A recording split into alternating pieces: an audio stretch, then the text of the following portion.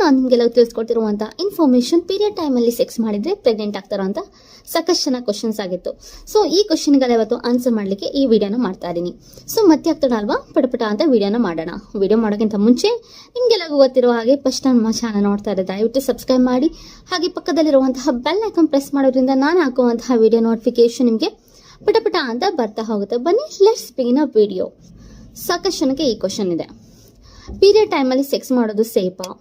So period ಟೈಮಲ್ಲಿ sex ಮಾಡೋದ್ರಿಂದ pregnant ಆಗ್ತಾರಾ? ಸೊ ಇದರಿಂದ ಏನಾದರೂ ಪ್ರಾಬ್ಲಮ್ ಆಗುತ್ತಾ? ಇದು ಹೆಲ್ದಿನಾ? ಈ ಥರ ಸಾಕಷ್ಟು ನಿಮ್ಮ ತಲೆಯಲ್ಲಿ ಗೊಂದಲ ಇರ್ಬೋದು. ಆ ಗೊಂದಲಕ್ಕೆಲ್ಲ ಇವತ್ತು ಬ್ರೇಕ್ ಹಾಕುವಂಥ ಕಾಲ ಬಂದಿದೆ. ಸೊ ಇವತ್ತಿನ ವಿಡಿಯೋದಲ್ಲಿ ತಿಳ್ಕೊಳ್ಳೋಣ. ಈ ಫಸ್ಟ್ ಆಫ್ ಆಲ್ ನಮ್ಮ ಪದ್ಧತಿ ಪ್ರಕಾರ ಅಥವಾ ನಮ್ಮ ಸಾಂಪ್ರದಾಯಿಕವಾಗಿ ಹೇಳೋದಾದರೆ, ಸೊ ಪೀರಿಯಡ್ ಹೇಳುವಂಥದ್ದು ನಮ್ಮಲ್ಲಿ ಕೆಲವು ಸಂಪ್ರದಾಯಸ್ಥ ಕುಟುಂಬದಲ್ಲಿ ನಮ್ಮಲ್ಲಿ ಏನು ಮಾಡ್ತೀವಿ ಅಂದರೆ, ಸೊ ಪೀರಿಯಡ್ ಆಗಿ 6ನೇ ದಿನ, 1ರಿಂದ ಯಾವಾಗ ಪೀರಿಯಡ್ ಆಯಿತು ಅಂತ ಗೊತ್ತಾಯಿತು, ಯಾವಾಗ ಬ್ಲೀಡಿಂಗ್ ಸ್ಟಾರ್ಟ್ ಆಗಿದೆ ಅಂತ ಗೊತ್ತಾಗಿದ ತಕ್ಷಣ, ಸೊ ಆ ಡೇ 1ನಿಂದ ಡೇ 6ವರೆಗೂ ನಾವು ಅದನ್ನು ಏನು ಮಾಡ್ತೀವಿ, ನಮ್ಮಲ್ಲಿ ಯಾವುದೇ ಕಾರಣಕ್ಕೂ ಫಿಸಿಕಲ್ ರಿಲೇಷನ್ಶಿಪ್ ಇಟ್ಕೊಳ್ಳಲ್ಲ, ಯಾವುದೇ ಕಾರಣಕ್ಕೂ ಸೆಕ್ಸ್ ಏನು ಮಾಡಲ್ಲ. ಸೊ ನಮ್ಮ ಸಂಪ್ರದಾಯ ಪ್ರಕಾರ ಅಥವಾ ನಮ್ಮ ಪದ್ಧತಿ ಪ್ರಕಾರ ಆ ಥರ ಒಬ್ರೊಬ್ರು ಕುಟುಂಬದ ಮೇಲೆ ಡಿಪೆಂಡ್ ಆಗಿರುತ್ತೆ. ಬಟ್ ಇತ್ತೀಚೆಗೆ ಸಂಪ್ರದಾಯಗಳೆಲ್ಲ ಏನಾಗ್ತಾ ಇದೆ, ಎಲ್ಲ ನಶಿಸಿ ಹೋಗ್ತೀರ ಅಂತ ಹೇಳ್ತೇವಲ್ಲ. ಸೊ ಆ ರೀತಿ ಕೆಲವೊಂದು ಕುಟುಂಬಗಳಲ್ಲೇ ಬಂದಿರೋದಿಲ್ಲ ಈ ಥರ ಸಂಪ್ರದಾಯಗಳು. ಏನು ಮಾಡ್ತಾರೆ ಅಂದರೆ, ಸಾಕಷ್ಟು ಜನಕ್ಕೆ ಈ ಥರ ಕ್ವಶನ್ಸ್, ಅರಿವಿಲ್ದನೂ ಸೆಕ್ಸ್ ಮಾಡ್ತೀರಾ, ಬಟ್ ಅದು ನಿಮಗೆ ಬಿಟ್ಟಿರುವಂಥದ್ದು. ಸೊ ಯಾರ್ಯಾರು ಶಾಸ್ತ್ರ ಸಂಪ್ರದಾಯ ಅಂತ ಬಿಲೀವ್ ಮಾಡ್ತಾರೆ, ಸೊ ಅವರು ನಂಬ್ತಾರೆ. ಯಾವ ಥರ ನಮ್ಮದು ಆ ಥರ ಪದ್ಧತಿ ಇದೆ, ಬಟ್ ಎಲ್ಲರಲ್ಲೂ ಆ ಥರ ಪದ್ಧತಿ ಇರಬೇಕಂತ ಇಲ್ಲ. ಸೊ ಇವಾಗ ಬನ್ನಿ ರಿಯಲ್ ಟಾಪಿಕ್ಗೆ ಬರೋಣ. ಸೆಕ್ಸ್ ಮಾಡ್ಬೋದಾ ಪೀರಿಯಡ್ ಟೈಮಲ್ಲಿ ಅಂತಂದರೆ, ಇದು ನಿಮ್ಮ ಪರ್ಸ್ನಲ್ ಒಪಿನಿಯನ್. ಅದು ನಿಮ್ಮದು ಹಾಗೆ ನಿಮ್ಮ ಪಾರ್ಟ್ನರು ಕನ್ಸೆಂಟ್ ಮೇಲೆ ಡಿಪೆಂಡ್ ಆಗಿರುತ್ತೆ. ಸೊ ಇನ್ ಕೇಸ್ ಅವ್ರಿಗೇನಾದರೂ ಓಕೆ ಕಂಫರ್ಟೇಬಲ್ ಇದ್ದಾರೆ ಆ ಟೈಮಲ್ಲಿ ಅಂದರೆ ಖಂಡಿತವಾಗ್ಲೂ ನೀವು ಅವ್ರ ಜೊತೆ ಸೆಕ್ಸ್ ಮಾಡ್ಬೋದು. ಇವತ್ತು ನಾನು ಹೇಳ್ತಿರುವಂಥ ಟಾಪಿಕ್ ಹುಡುಗಿಯರಿಂದ ಹುಡುಗಿರಿಗೆ ಚೇಂಜ್ ಆಗ್ತಾ ಹೋಗುತ್ತೆ, ಅಂದರೆ ಲೇಡೀಸಿಂದ ಲೇಡೀಸ್ಗೆ ಚೇಂಜ್ ಆಗ್ತಾ ಹೋಗುತ್ತೆ. ಫಾರ್ ಎಕ್ಸಾಂಪಲ್, ಒಬ್ರಿಗಿರೋ ಹಾಗೆ ಇನ್ನೊಬ್ರಿಗೆ ಇರೋದಿಲ್ಲ ಫೀಲಿಂಗ್. ಸೊ ಒಬ್ರೊಬ್ರಿಗೆ ಏನಾಗುತ್ತೆ ಅಂದರೆ, ಈ ಪೀರಿಯಡ್ ಟೈಮಲ್ಲಿ ಸೊ ಲಿಬಿಡೋ ಹಾರ್ಮೋನ್ ಅಂದರೆ ಅವ್ರಿಗೆ ಏನಾಗುತ್ತೆ, ಸೆಕ್ಷುವಲ್ ಆಸೆ ಅಂತ ಏನು ಹೇಳ್ತೇವೆ ಅದು ಜಾಸ್ತಿ ಆಗಿರುತ್ತೆ, ಹಾರ್ನಿ ಫೀಲ್ ಅಂತ ಹೇಳ್ತೇವೆ ಕೆಲವೊಬ್ಬರಲ್ಲಿ. ಬಟ್ ಎಲ್ಲರಲ್ಲೂ ಈ ಥರ ಆಗಲಿಕ್ಕೆ ಸಾಧ್ಯ ಇಲ್ಲ. ಇನ್ನು ಕೆಲವೊಬ್ಬರಲ್ಲಿ ನೋವಿಂದ ಕೂಡಿರ್ತಾರೆ.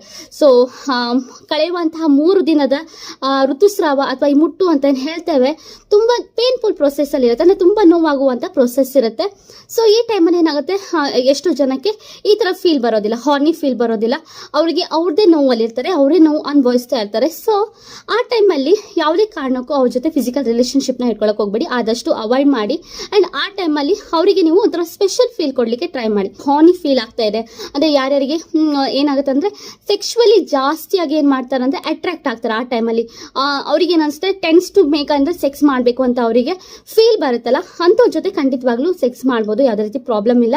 ಬಟ್ ಕಂಡೀಷನ್ ಏನಪ್ಪ ಅಂದರೆ, ನೀವು ಖಂಡಿತವಾಗ್ಲೂ ನೀವೇನು ಮಾಡಬೇಕು ಅಂದರೆ ಪ್ರೊಟೆಕ್ಷನ್ ಯೂಸ್ ಮಾಡಬೇಕು, ಅಂದರೆ ಕಾಂಡಮ್ ಯೂಸ್ ಮಾಡಲೇಬೇಕು. ಅದರ್ವೈಸ್ ಏನಾಗುತ್ತೆ ಅಂದರೆ ನಿಮಗೆ STD ಬರುವಂಥ ಸಾಧ್ಯತೆ ಇದೆ. ಈಗ ನೆಕ್ಸ್ಟ್ ನಿಮ್ಮೆಲ್ಲರಲ್ಲಿ ಕಾಡುವಂಥ ಕ್ವಶನ್ ಏನಪ್ಪ ಅಂದರೆ, ಇದು ಮಾಡೋದ್ರಿಂದ ಈ ಪ್ರೆಗ್ನೆನ್ಸಿ ಏನಾದರೂ ಆಗುತ್ತಾ ಈ ಪೀರಿಯಡ್ ಟೈಮಲ್ಲಿ ಸೆಕ್ಸ್ ಮಾಡೋದ್ರಿಂದ ಅಂತ ಸಾಕಷ್ಟು ಜನಕ್ಕೆ ಡೌಟ್ ಇದೆ. ಈ ಕ್ವಶನಿಗೆ ಇದು ಆದರೂ ಆಗ್ಬೋದು, ಆಗದೇನೂ ಇರ್ಬೋದು, ಡಿಪೆಂಡ್ಸ್. ಇದು ಹುಡುಗಿಯರ ಮೇಲೆ ಡಿಪೆಂಡ್ ಆಗಿರುತ್ತೆ, ಹುಡುಗಿಯರ ಮುಟ್ಟಿನ ಸೈಕಲ್ ಮೇಲೆ, ಅಂದರೆ ಅವ್ರ ಡೇಟ್ ಸೈಕಲ್ ಹೇಗಿದೆ, ಪೀರಿಯಡ್ ಸೈಕಲ್ ಹೇಗಿದೆ ಅದ್ರ ಮೇಲೆ ಡಿಪೆಂಡ್ ಆಗಿರುತ್ತೆ. ಒಬ್ಬೊಬ್ಬರಿಗೆ 20ರಿಂದ 21 ದಿನಕ್ಕೆ ಆಗುವಂಥ ಸಾಧ್ಯತೆ ಇದೆ ಪೀರಿಯಡ್, ಒಬ್ಬೊಬ್ಬರಿಗೆ 30 ಡೇಸ್ ಆಗುತ್ತೆ, ಒಬ್ಬೊಬ್ಬರಿಗೆ 28 ಡೇಸ್ ಆಗುತ್ತೆ, ಅದ್ರ ಮೇಲೆ ಡಿಪೆಂಡ್ ಆಗಿರುತ್ತೆ. ಇನ್ ಕೇಸ್ ನೀವು ತಿಳ್ಕೊಳ್ಳಿ, ನೀವು 6 ಅಥವಾ 7ನೇ ದಿನ ಪೀರಿಯಡ್ ಆಗಿ 6 ಅಥವಾ 7ನೇ ದಿನ ಏನಾದರೂ ನೀವು ಸೆಕ್ಸ್ ಮಾಡಿದ್ರಿ ಅಂತ ತಿಳ್ಕೊಳ್ಳಿ, ಅನ್ಪ್ರೊಟೆಕ್ಟೆಡ್ ಸೆಕ್ಸ್ ಮಾಡಿದ್ರಿ ಅಂತ ತಿಳ್ಕೊಳ್ಳಿ, ಅಂದರೆ ಕಾಂಡಮ್ ಯೂಸ್ ಮಾಡಿದೆ. ಇನ್ ಕೇಸ್ ಏನಾದರೂ ನಿಮ್ಮ ಸೀಮನ್ ಏನಾದರೂ ಹುಡುಗಿಯರ ದೇಹದೊಳಗಡೆ ಇತ್ತು ಅಂದರೆ, ಅದು ಮಿನಿಮಮ್ ಆದರೂ ಒಂದು 72 ಗಂಟೆ ಜೀವಂತವಾಗಿರುತ್ತೆ. ಸೊ 72 ಗಂಟೆ ಜೀವಂತವಾಗಿರುವಾಗ ಏನಾಗುತ್ತೆ ಅಂದರೆ, ಇನ್ ಕೇಸ್ ಆ ಹುಡುಗಿಗೆ ಏನಾದರೂ ಓವ್ಯುಲೇಷನು 11ನೇ ದಿವಸನೋ ಅಥವಾ 10ನೇ ದಿವಸನ ಏನಾದರೂ ಆ ಹುಡುಗಿಗೆ ಓವ್ಯುಲೇಷನ್ ಆಯಿತು ಅಂದರೆ, ಆ ಟೈಮಲ್ಲಿ ಖಂಡಿತವಾಗ್ಲೂ ಚಾನ್ಸಸ್ ಇದೆ ಪ್ರೆಗ್ನೆಂಟ್ ಆಗುವಂಥ ಸಾಧ್ಯತೆ ತುಂಬಾ ಇದೆ. ಅದಕ್ಕೋಸ್ಕರ ಹೇಳೋದು, ಆದಷ್ಟು ಅವಾಯ್ಡ್ ಮಾಡಿ. ಕಾಂಡಮ್ ಹಾಕೋದು ನಾಟ್ ಓನ್ಲಿ ಫಾರ್ STD ಆಗುತ್ತೆ ಅಂತ ಅಷ್ಟೇ ಅಲ್ಲ, ಸೊ ಪ್ರೆಗ್ನೆನ್ಸಿನ ಕೂಡ ನೀವು ಅವಾಯ್ಡ್ ಮಾಡ್ಬೋದು ಅಂತ ನೀವು ಕಾಂಡಮ್ನ ಯೂಸ್ ಮಾಡ್ಬೋದು. ನಿಮ್ಮ ಪಾರ್ಟ್ನರ್ ಇದಕ್ಕೆ ಓಕೆ ಇದ್ದಾರೆ, ಓಕೆ ಅವ್ರು ಸೆಕ್ಸ್ ಮಾಡ್ಲಿಕ್ಕೆ ಅವ್ರು ರೆಡಿ ಇದ್ದಾರೆ, ದೆನ್ ಡೆಫಿನೆಟ್ಲಿ ಫೈನ್. ಅದರ್ವೈಸ್ ಯಾರು ಕೂಡ ಪೋಸ್ಟ್ ಮಾಡ್ಲಿಕ್ಕೆ ಹೋಗ್ಬೇಡಿ. ಒಬ್ರೊಬ್ರಿಗೆ ಒಂದೊಂದು ಥರ ಪ್ರಾಬ್ಲಮ್ ಆಗುತ್ತೆ. ಒಬ್ಬೊಬ್ಬರಿಗೆ ತುಂಬಾನೇ ಬ್ಯಾಕ್ ಪೇನ್ ಇರುತ್ತೆ, ಒಬ್ಬೊಬ್ಬರಿಗೆ ತುಂಬಾನೇ ಸ್ಟೊಮಕ್ ಪೇನ್ ಇರುತ್ತೆ. ಈ ಥರ ಮೇಲೆ ಡಿಪೆಂಡ್ ಆಗಿರುತ್ತೆ. ಆ್ಯಂಡ್ ಇದು ಸಾಕಷ್ಟು ಜನಕ್ಕೆ ಈಗ ಅನ್ಸ್ಬೋದು ಸಂಪ್ರದಾಯಸ್ಥ ಕುಟುಂಬದವರಿಗೆ ಇದೆಲ್ಲ ತಪ್ಪೇನು ಅಂತ. ಸೊ ನಮಗೆ ತಪ್ಪು ಅನ್ಸುತ್ತೆ, ಬಟ್ ಎಲ್ಲರಿಗೂ ತಪ್ಪು ಅನ್ಸ್ಬೇಕಂತ ಏನಿಲ್ಲ, ಯಾಕಂದ್ರೆ ಅದು ಕುಟುಂಬದ ಮೇಲೆ ಡಿಪೆಂಡ್ ಆಗಿರುತ್ತೆ ಅಂತ ಹೇಳ್ತಾ ಇವತ್ತಿನ ವಿಡಿಯೋನ ಇಲ್ಲಿಗೆ ಮುಗಿಸ್ತಾ ಇದ್ದೀನಿ. ಆ್ಯಂಡ್ ಇನ್ನೊಂದು ಇಂಪಾರ್ಟೆಂಟ್ ಕ್ವಶನ್ ಅಂದರೆ, ಈ ಟೈಮಲ್ಲಿ ಸೆಕ್ಸ್ ಮಾಡೋದ್ರಿಂದ ಏನಾದರೂ ಹರ್ಟ್ ಆಗುತ್ತಾ ಅಂತ ಸಾಕಷ್ಟು ಜನ ಕೇಳ್ತಾ ಇದ್ರೆ, ಅದು ಡಿಪೆಂಡ್ ಆಗುತ್ತೆ. ಹುಡುಗಿರಿಗೆ ಇಂಟ್ರೆಸ್ಟ್ ಇದೆ, ಖಂಡಿತವಾಗ್ಲೂ ಹರ್ಟ್ ಆಗಲ್ಲ. ಇದರಿಂದ ಅವರಿಗೆ ಹ್ಯಾಪಿ ಹಾರ್ಮೋನ್ ಆಕ್ಸಿಟೋಸಿನ್ ಅಂತ ಏನು ಹೇಳ್ತೀವಿ, ಈ ಹಾರ್ಮೋನ್ ಬೇಗನೆ ಪ್ರೊಡ್ಯೂಸ್ ಆಗುತ್ತೆ ಆ್ಯಂಡ್ ಅವ್ರು ತುಂಬ ಹ್ಯಾಪಿ ಆಗಿರ್ತಾರೆ. ಯಾರ್ಯಾರಿಗೆ ಹಾನಿ ಫೀಲ್ ಇರುತ್ತೆ ಅವ್ರಿಗೆ ಮಾತ್ರ ಹೇಳ್ತಾ ಇರೋದು, ಎಲ್ಲರಿಗೂ ಕೂಡ ಅಲ್ಲ. ಆ್ಯಂಡ್ ಇದನ್ನ ತಲೆಯಲ್ಲಿ ಇಟ್ಕೊಳ್ಳಿ. ಸೊ ನಿಮ್ಮ ಪಾರ್ಟ್ನರ್ ಇಷ್ಟಪಟ್ಟರೆ ಮಾತ್ರ ಮಾಡಬೇಕು, ಅದರ್ವೈಸ್ ಖಂಡಿತವಾಗ್ಲೂ ಅವಾಯ್ಡ್ ಮಾಡಿ ಅಂತ ಹೇಳ್ತಾ ಇವತ್ತು